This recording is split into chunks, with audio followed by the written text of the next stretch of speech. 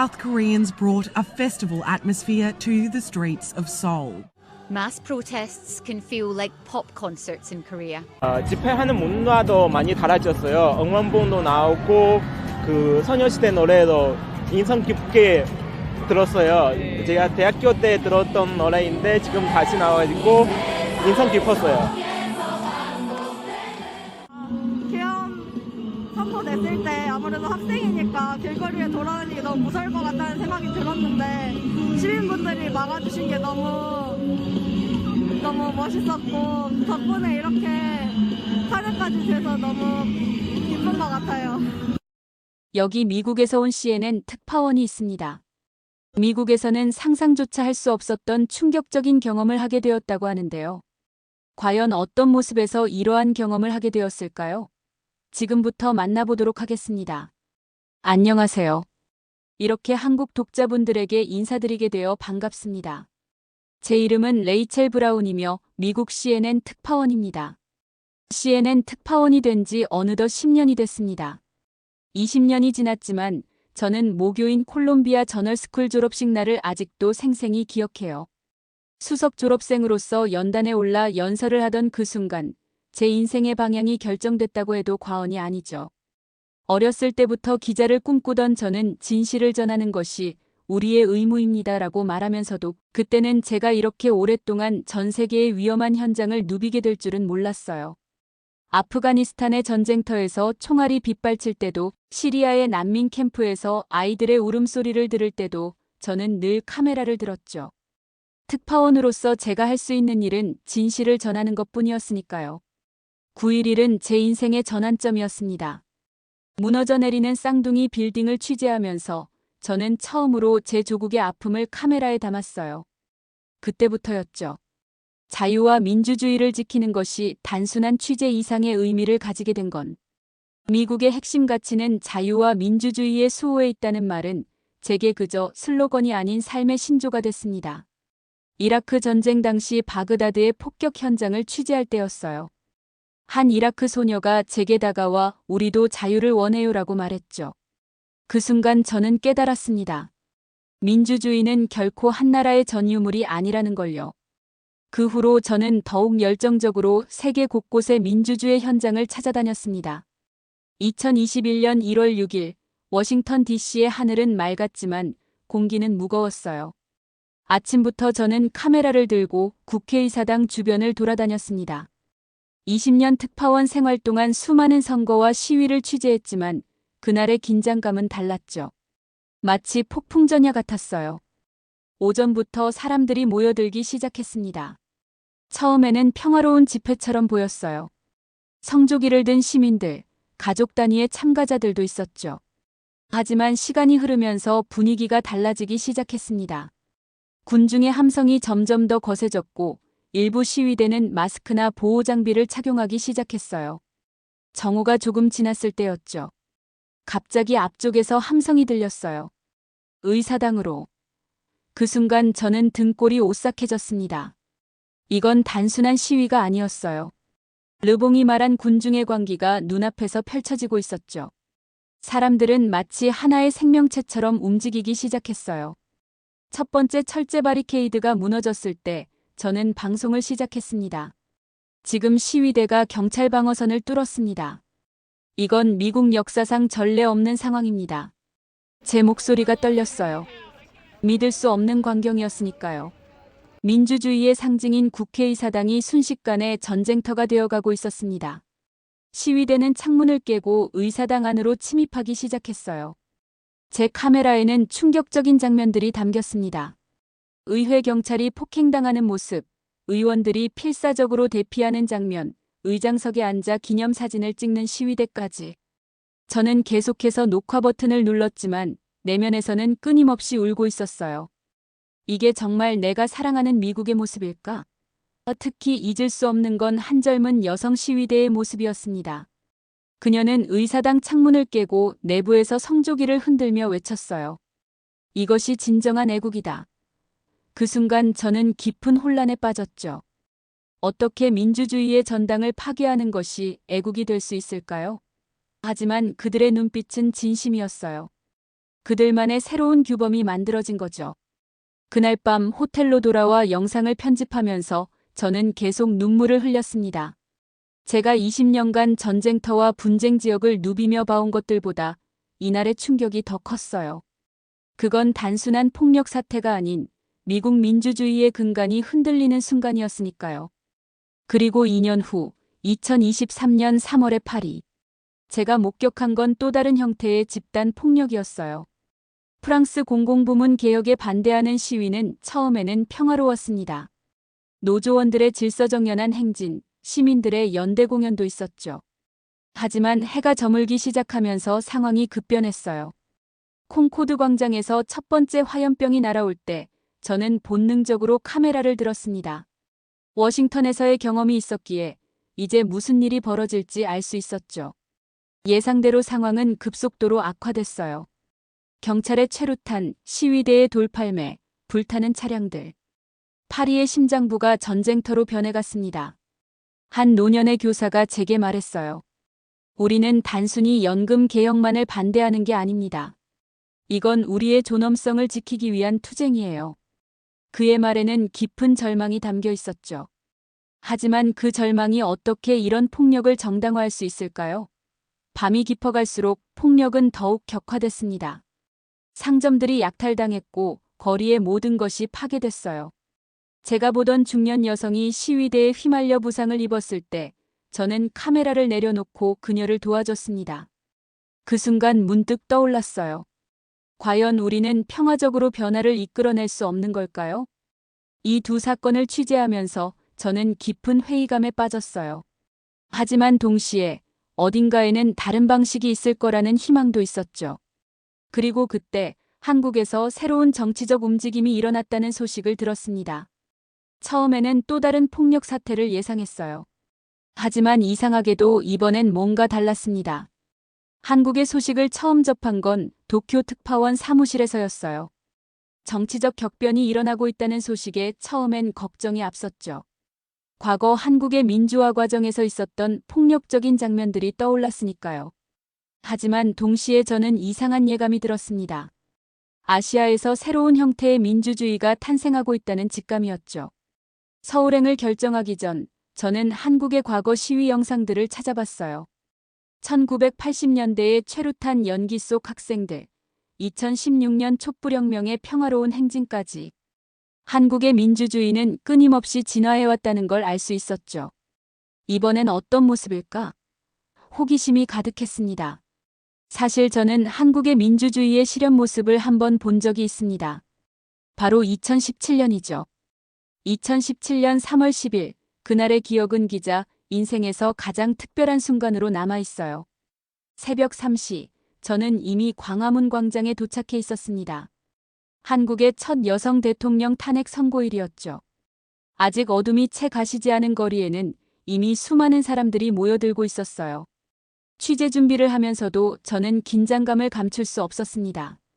미국에서라면 이런 상황은 분명 폭력 사태로 번졌을 테니까요. 보수와 진보, 서로 다른 정치적 신념을 가진 시민들이 한 공간에 모인다는 것은 화약고나 다름없었죠. 전날 밤 CNN 본사와 통화하면서도 최악의 상황에 대비해야 한다고 이야기를 나눴습니다. 동이 트기 시작하자 광장의 모습이 선명해졌어요. 한쪽에서는 태극기를 든 보수 집회가, 다른 쪽에서는 촛불을 든 진보 집회가 열리고 있었죠. 마치 보이지 않는 선이 그어진 것처럼 두 집단은 거리를 두고 있었습니다.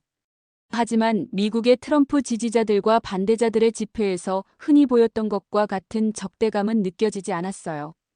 오전 8시, 저는 양쪽 집회를 오가며 취재를 시작했습니다. 태극기 집회에서 만난 70대 할아버지는 눈물을 글썽이며 말씀하셨어요. 나라가 어떻게 이렇게 됐나. 그런데 놀라웠던 건 격앙된 감정 속에서도 상대방을 향한 혐오 발언은 찾아볼 수 없었다는 거죠. 촛불 집회 쪽에서도 마찬가지였습니다. 20대 대학생들이 이게 나라다라는 피켓을 들고 있었지만 그들의 구호에는 증오가 아닌 희망이 담겨 있었어요. 저는 계속해서 메모를 했죠.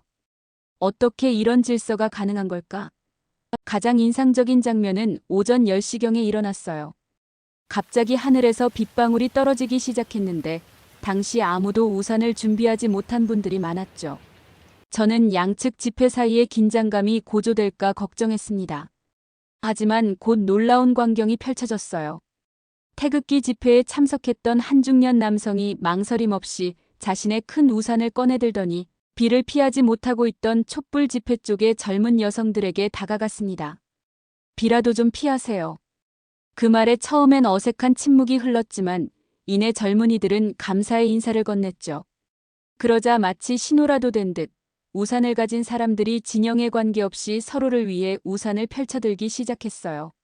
촛불 집회 쪽의 대학생들은 준비해온 비닐 우산을 태극기 집회에 연세 드신 분들께 나눠드렸고 보수 측 집회에서 준비했던 큰 천막도 어느새 양측 시민들이 함께 피하는 공간이 됐습니다.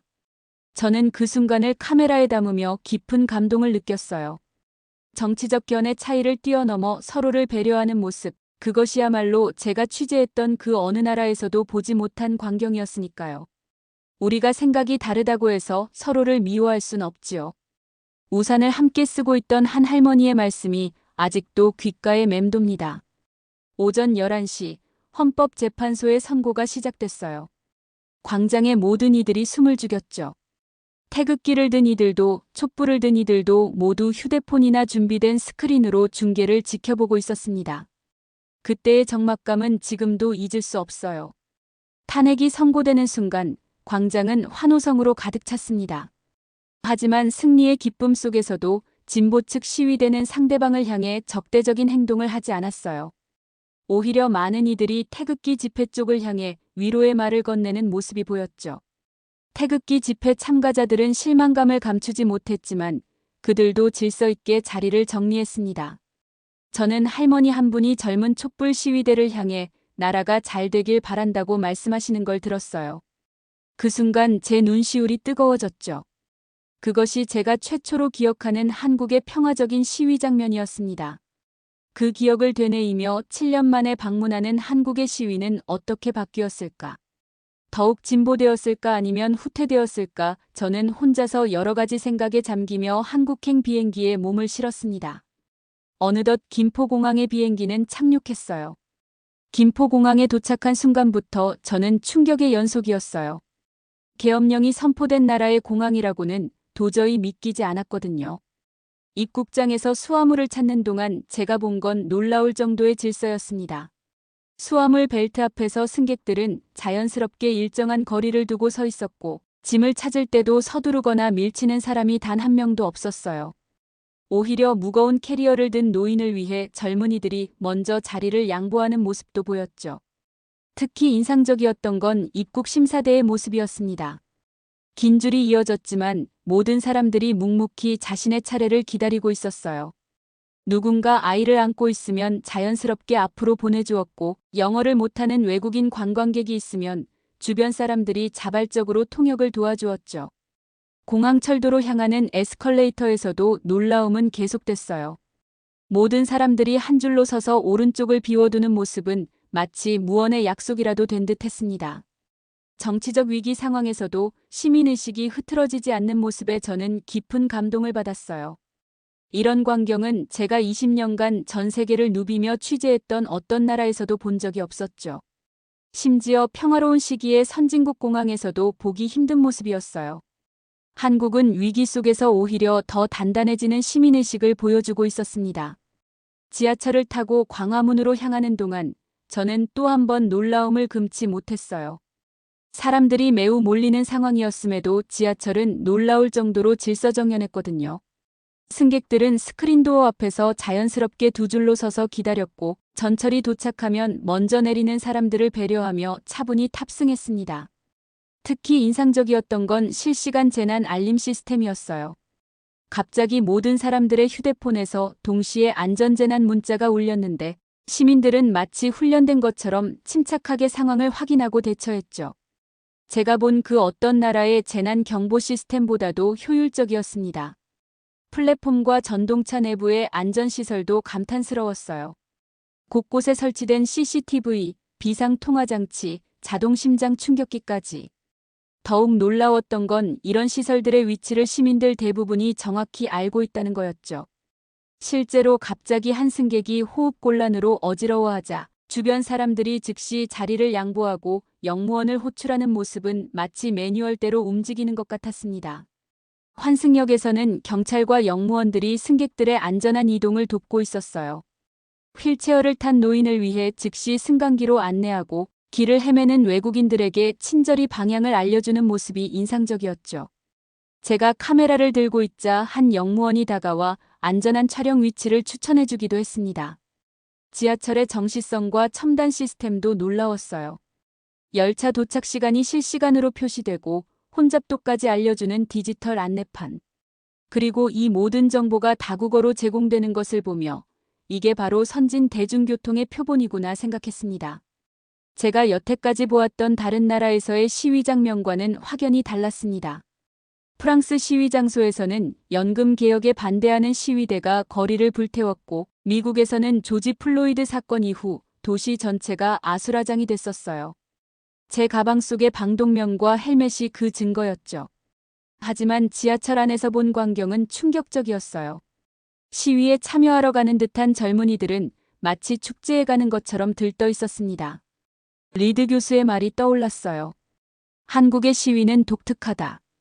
평화로우면서도 강력한 저항의 목소리를 내는 양면성을 가졌다. 그의 말을 이해하기 시작했죠. 광화문역에 도착했을 때 저는 귀를 의심했어요. 역사적인 순간을 목격하고 있다는 걸 직감했어요. 비상계엄 선포 소식에 국회로 달려온 시민들이 계엄군 차량을 맨몸으로 막아섰다는 소식을 들었는데 놀랍게도 유혈 사태는 일어나지 않았다고 합니다. 오히려 철수하는 군인들에게 길을 터주는 성숙한 모습을 보였다고 하더군요. 플랫폼에서부터 들려오는 소리는 분노에 찬 구호가 아닌 K-팝 음악이었어요. 역사 안에 울려 퍼지는 건 분노에 찬 구호가 아닌 K-팝 음악이었거든요. 에스컬레이터를 타고 올라가면서 한 영국 저널리스트의 말이 생각났습니다. 시위 현장은 보통 무정부 상태의 혼란으로 묘사되지만 한국의 시위는 다르다. 이건 분노하면서도 희망찬 사람들의 모습이다. 에스컬레이터를 타고 올라가면서 보니 8년 전 촛불 대신 형형색색의 응원봉을 든 젊은이들이 가득했습니다. 한 젊은 여성이 제게 말했죠. 계엄령이 시작되면 이걸 못 들 거라니까 오늘이라도 마지막까지 써보자는 마음으로 들고 나왔어요. 특히 인상적이었던 건 2030 세대, 그 중에서도 젊은 여성들의 참여였어요.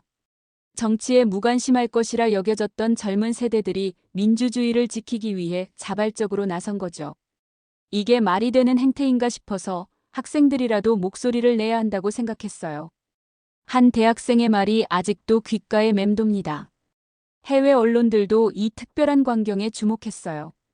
AP통신은 응원봉이 젊은 시위대의 새로운 목소리가 되어 시위 방식을 바꿔놓았다고 보도했고, 워싱턴 포스트는 젊은이들이 기성세대와 함께 민주주의를 지키기 위해 일어선 점을 높이 평가했죠.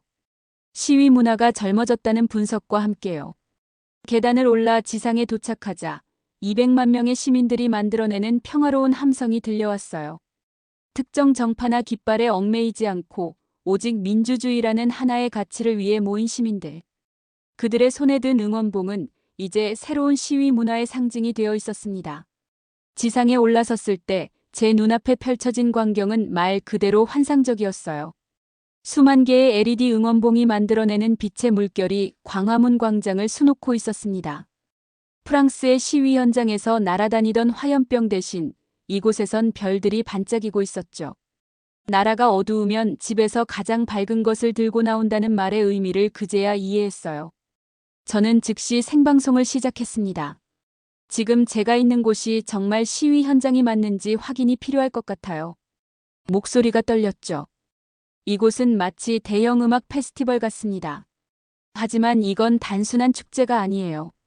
이건 민주주의의 새로운 형태입니다. 광장 한가운데로 들어가면서 저는 계속해서 놀라움을 금치 못했어요. 일본처럼 소극적이지도 않고 서구의 시위처럼 폭력적이지도 않았죠. 이건 마치 동양과 서양의 장점만을 모은 듯한 독특한 시위 문화였습니다. K-팝 음악이 울려 퍼지는 가운데 시민들은 완벽한 안무로 자신들의 메시지를 전달했어요. 가장 인상적이었던 건 시민들의 성숙함이었습니다. 누군가 음료를 떨어뜨렸을 때는 즉시 여러 명이 달려와 닦아주었고 쓰레기를 버리는 사람은 단 한 명도 없었어요. 한 미국 기자의 말처럼 이건 독재 정권과의 투쟁에서 얻은 민주주의의 가치를 깊이 이해하고 있기 때문이었죠. 경찰과 시위대의 관계도 특별했어요. 서로를 적대시하는 대신 마치 축제의 진행 요원과 참가자처럼 보였습니다. 경찰은 시민들의 안전을 위해 길을 안내했고 시위대는 그들에게 감사 인사를 건넸어요. 이건 서구의 시위 현장에서는 상상도 할 수 없는 광경이었죠. 생방송 도중 본사에서 전화가 왔습니다. 레이첼, 정말 그곳이 시위 현장이 맞나요?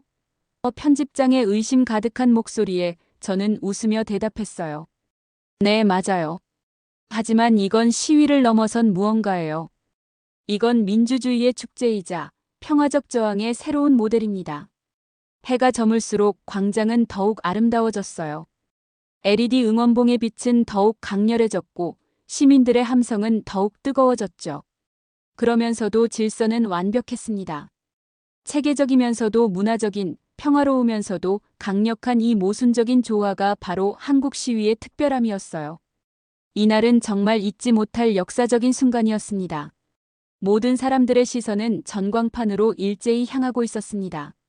찬성 204표, 반대 7표, 기권 3표, 무효 8표. 국회의장의 목소리가 울려 퍼지는 순간 제 심장은 거의 멈출 것 같았어요. 20년 특파원 생활 동안 수많은 역사적 순간들을 취재했지만 이런 전율은 처음이었습니다. 윤석열 대통령 탄핵 소추안이 가결되었음을 선포합니다. 그 순간 여의도 전체가 함성과 함께 땅이 진동했어요. 국회 밖에서 기다리던 시민들의 환호성이 여기까지 들려오는 것 같았죠.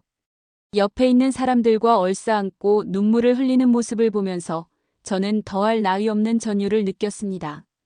저 또한 카메라를 들고 있는 손이 떨리고 있었어요. 그런데 이어진 광경은 더욱 놀라웠어요. 시민들이 일제히 다시 만난 세계를 부르기 시작한 거죠. K-팝 아이돌 그룹의 노래가 민주주의의 승리를 기념하는 국민의 합창이 되는 순간이었습니다.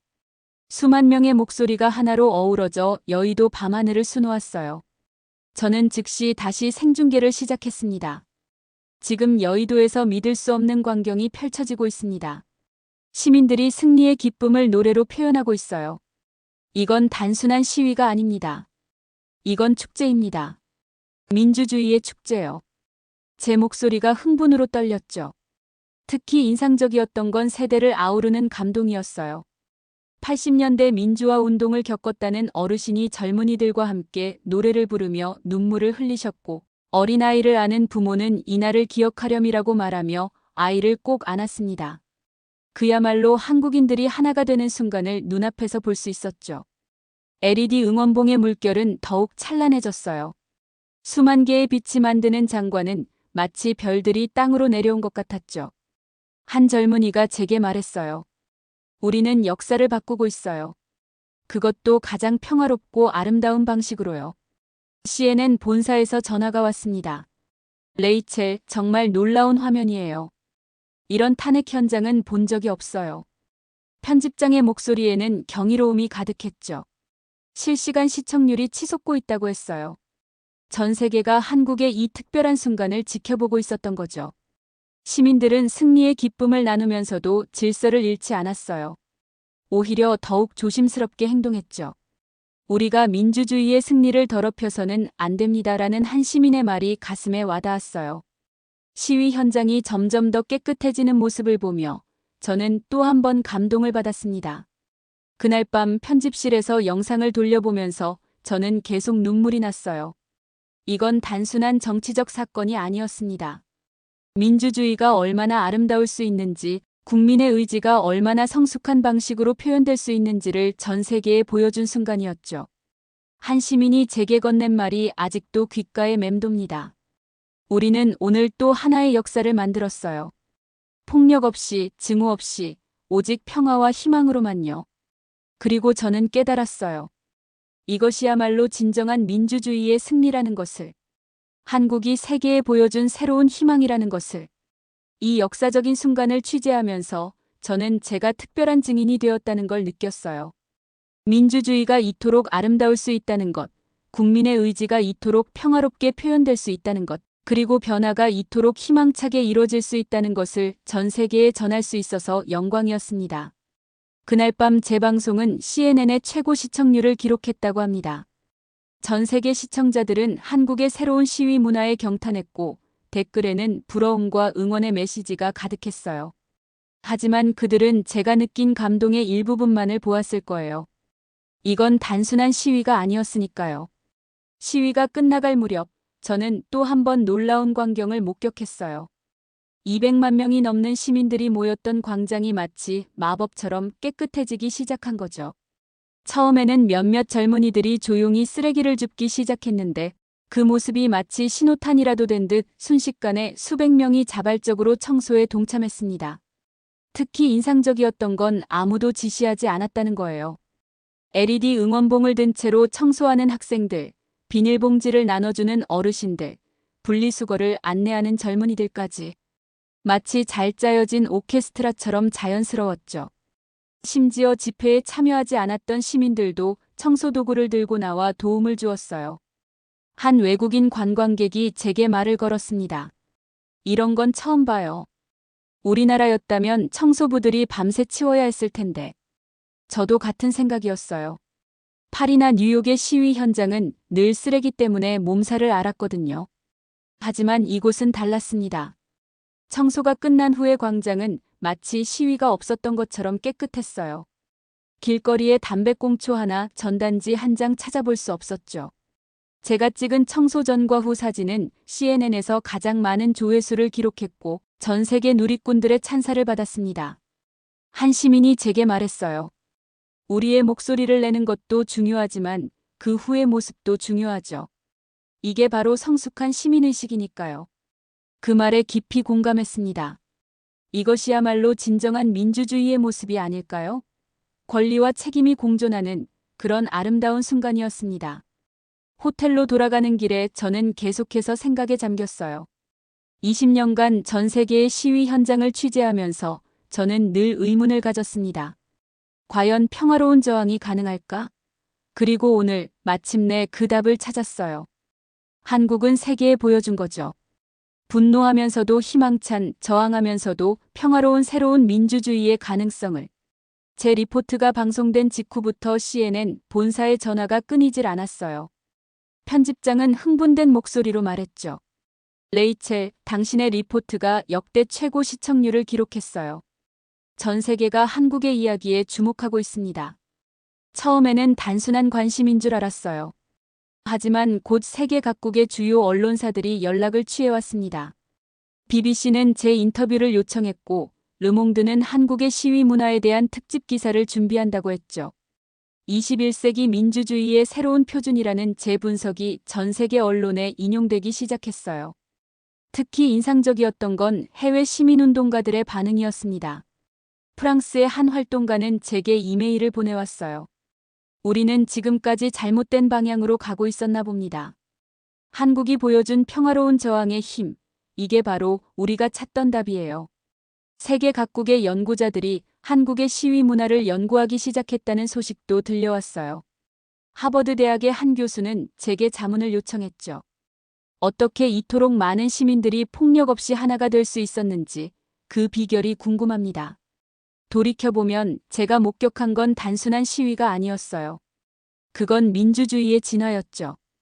K-팝과 응원봉이라는 문화적 요소를 정치적 표현의 도구로 승화시킨 창의성, 질서와 평화를 지키면서도 강력한 메시지를 전달하는 성숙함, 세대와 계층을 아우르는 포용력까지. 워싱턴 포스트는 제 인터뷰를 통해 이렇게 보도했어요. 한국의 시위는 서구의 시위 문화에 대한 우리의 고정관념을 완전히 깨뜨렸다. 이제 우리는 민주주의의 새로운 가능성을 보고 있다. 타임지는 한국의 시위 문화를 평화적 저항의 혁명이라고 표현했죠. 일주일간의 취재를 마치고 뉴욕으로 돌아가는 비행기 안에서 저는 제가 쓰기 시작한 책의 원고를 다시 읽어보았어요. 한국식 민주주의의 평화로운 저항의 새로운 길이라는 제목의 이 책에는 제가 목격한 놀라운 순간들이 가득했습니다. 20년 특파원 생활 동안 저는 늘 미국인으로서의 자부심이 컸어요. 우리나라가 민주주의의 표준을 세웠다고 믿었죠. 하지만 한국은 제게 완전히 새로운 가능성을 보여줬습니다. 평화로운 저항이 가능하다는 것, 축제와 같은 시위가 가능하다는 것, 그리고 그것이 오히려 더 강력한 힘을 가질 수 있다는 것을요. 누군가 저에게 물었습니다. 어떻게 한국은 이런 시위 문화를 만들어낼 수 있었나요? 저는 이렇게 대답했죠. 그들은 민주주의를 위해 싸웠을 뿐만 아니라 그것을 지키고 발전시키는 방법도 배웠기 때문입니다. 특히 인상적이었던 건 젊은 세대들의 역할이었어요. 그들은 디지털 기술과 문화적 코드를 활용해 정치적 메시지를 전달했고, 기성세대의 경험과 지혜를 존중하면서도 새로운 방식으로 재해석했죠. 이건 세대 간 갈등이 아닌 협력의 모델이었습니다. 오늘 사연 어떠셨나요? 미국에서 온 CNN 특파원의 너무나도 특별했던 역사적 취재의 순간이었는데요. 이런 감동적인 이야기들을 계속해서 전해드릴 테니 구독과 좋아요, 댓글 부탁드립니다. 여러분의 응원이 감동 트립에게 큰 힘이 됩니다. 위에 메일로 사연을 보내주시면 더욱 좋은 이야기로 보답하겠습니다. 다음 영상에서는 더 특별한 이야기로 찾아뵙겠습니다. 시청해주셔서 감사합니다. 좋은 하루 되세요.